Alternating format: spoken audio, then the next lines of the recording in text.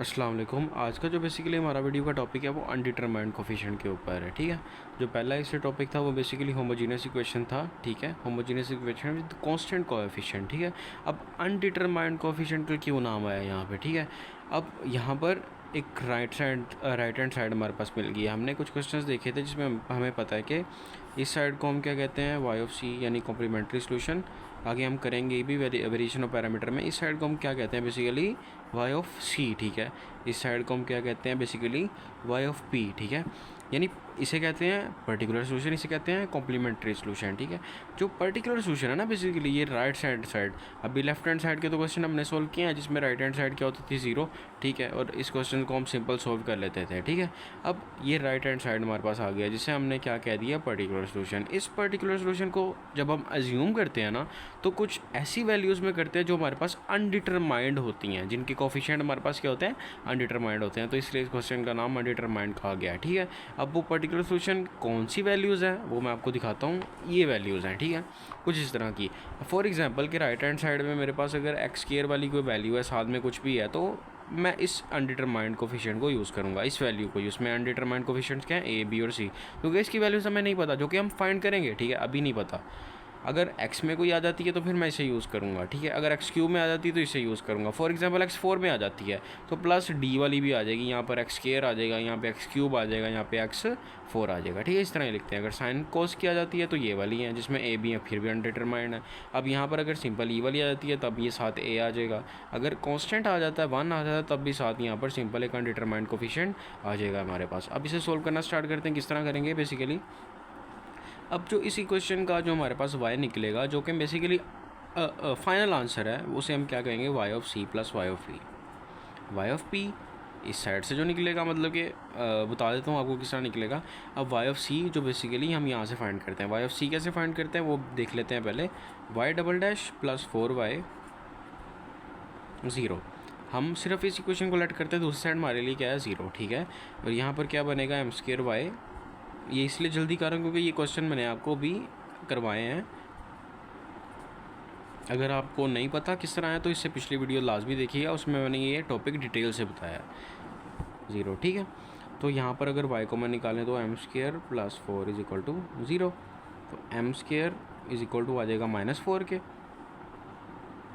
अगर यहाँ पर अप्लाई करते हैं तो m किसके इक्वल आ जाएगा, +-2 योटा के। ठीक है, ये इमेजिनरी रूट आ गए हैं हमारे पास।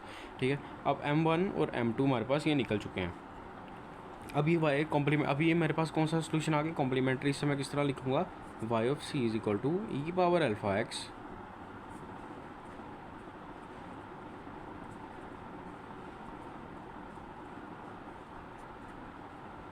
अल्फ़ा इस केस में 0 है तो e की पावर 0 1 तो ये कुछ बनेगा ही नहीं, तो ये पूरा ही 1 हो जाएगा। बचेगा क्या, c1 कोस बीटा 2 है।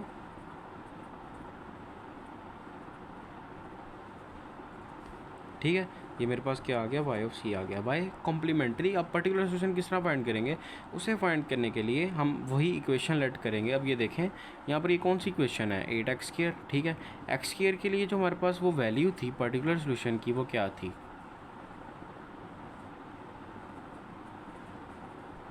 ये वैल्यू थी।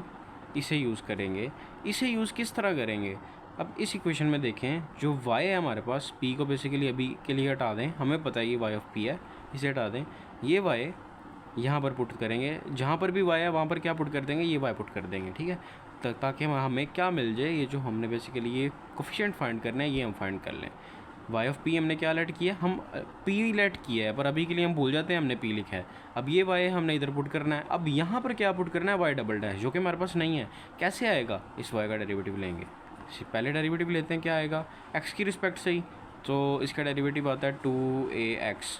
अब इसका क्या आ जाएगा, b खाली, तो क्योंकि और कांस्टेंट का डेरिवेटिव वैसे 0 है तो लिखेंगे ही नहीं, इसका डबल डेरिवेटिव निकालेंगे। अब तो x के साथ वाला 2a आ जाएगा और बाकी यहाँ पर ये सारा 0 हो जाएगा। ठीक है, अब ये वैल्यूज़ आ गई हैं। अब इन तीनों को इस इक्वेशन में पुट करेंगे, जो कि लिखते हैं 2a प्लस 4, y क्या है, y है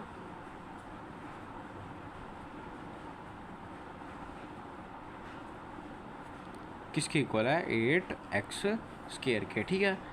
2a प्लस इसके अंदर मल्टीप्लाई करेंगे,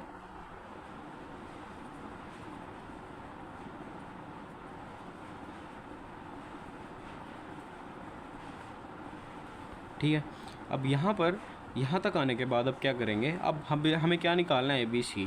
जैसे हम पार्शियल फ्रैक्शन वाले क्वेश्चन में भी करते आ रहे हैं, अगर हमें ऐसी क्वेश्चन कुछ मिल जाए, हम क्या करते हैं x के कोएफिशिएंट मतलब कि x² के कोएफिशिएंट को सबसे पहले अलग करते हैं, फिर x के, फिर सिंपल को। सबसे पहले हम क्या करेंगे x² के कोएफिशिएंट्स को अलग करते हैं। कोएफिशिएंट से क्या मुराद है, जो x² के साथ पड़ा हुआ है। x² वाली कितनी वैल्यूज़ हैं, यहाँ पर 1 है, यानी इस साइड पर कौन सी है 1 है, जो इक्वल की इस तरफ है वो 4 है, दूसरी तरफ 8 है, तो हम लिख देंगे। अब x वाली के लिए कर लेते हैं। x वाली वैल्यूज़ हमारे पास ये भी सिर्फ एक x की वैल्यू है, ठीक है, एक ही सिर्फ मेरे पास x की वैल्यू है जो कि है 4b, और दूसरी साइड पे x की वैल्यू कोई नहीं है तो 0, ठीक है। और तीसरा जो कि सिंपल वैल्यूज़ हैं, सिंपल वैल्यू कौन सी हैं, एक 2a है और एक 4c है, plus 4c is equal to दूसरी साइड पे भी 0 है। यहाँ पर a की वैल्यू यहाँ से निकलेगी 8/4 यानी 4 2 are 8, तो a की वैल्यू यहाँ पर 2 निकल आएगी। अब b की वैल्यू यहाँ पर 0 ही निकलेगी, क्योंकि 4 0 से डिवाइड हो गए तब भी 0 ही है। अब यहाँ पर c की वैल्यू निकालने के लिए a की वैल्यू को यहाँ पर पहले पुट करते हैं। a की वैल्यू क्या निकली है 2, तो 2 × 2 plus 4c is equal to 0, 2 2 are 4 plus 4c is equal to 0। ये 4 इधर प्लस क्या उधर जाके क्या हो जाएगा माइनस का।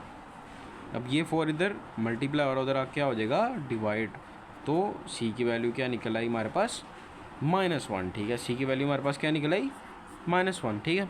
वो बहुत ही सिंपल था। अब क्या करेंगे, इन तीनों वैल्यूज़ को इस इक्वेशन में जो कि हमने y ऑफ p लेट किया है इसमें पुट कर देंगे, तो हमारे पास क्या आ जाएगा y ऑफ p आ जाएगा। a हमारे पास क्या आया 2, b हमारे पास क्या निकला 0,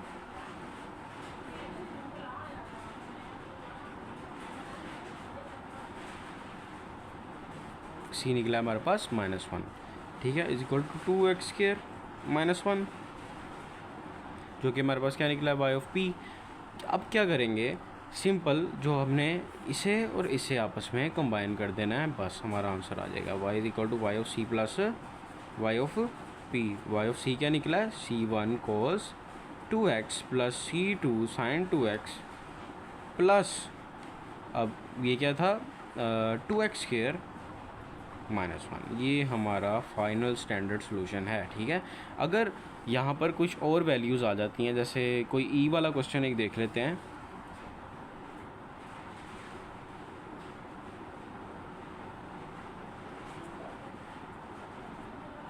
वही क्वेश्चन है सिंपल, यहाँ पर मैं क्या लिखता हूँ e की पावर 5x लिख देता हूँ। तो ये क्वेश्चन यहाँ तक तो सेम आएगा ना, m is equal to +-2 iota, ठीक है, ये तो सेम आएगा, वही क्वेश्चन है, बस ये मैंने चेंज किया है।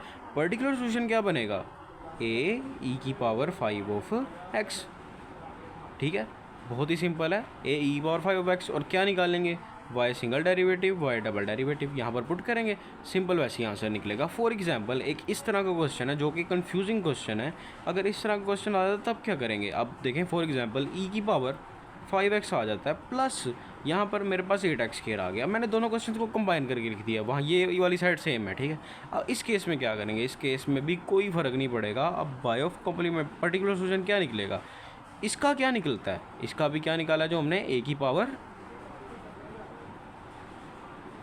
ठीक है, प्लस लगा के इसका क्या निकला था, इसका निकला था ax², जो बेसिकली मैं ऐसे लिखता हूँ, क्या निकला था, इधर कुछ और लिखना है, मैं बताता हूँ क्या लिखना है,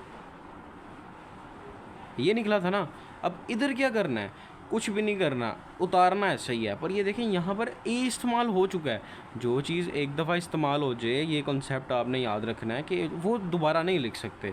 वो अनडिटरमाइंड कोफिशिएंट भी हम नहीं लिख सकते, क्योंकि हमने फाइंड करना है ए 2 हो जाएंगे तो वो तो मसला करेंगे। ए लिख लिया है, कोई और लिख लेते हैं, बी लिख लेते हैं, यहाँ पे सी लिख लेते हैं, डी लिख लेते हैं, कोई भी लिख लेते हैं, पर सेम नहीं होने चाहिए। यहाँ पर बी से स्टार्ट कर देते हैं, ए ये क्या आ जाएगा bx² plus cx plus D, तो ये मेरे पास एक पर्टिकुलर सॉल्यूशन आ गया है। अब इसका मैं फर्स्ट डेरिवेटिव और सेकंड डेरिवेटिव लूँगा और सिंपल यहाँ पर पुट कर आंसर निकाल लूँगा, जो कि मेरे पास स्टैंडर्ड सॉल्यूशन निकलता है y of c plus y of P.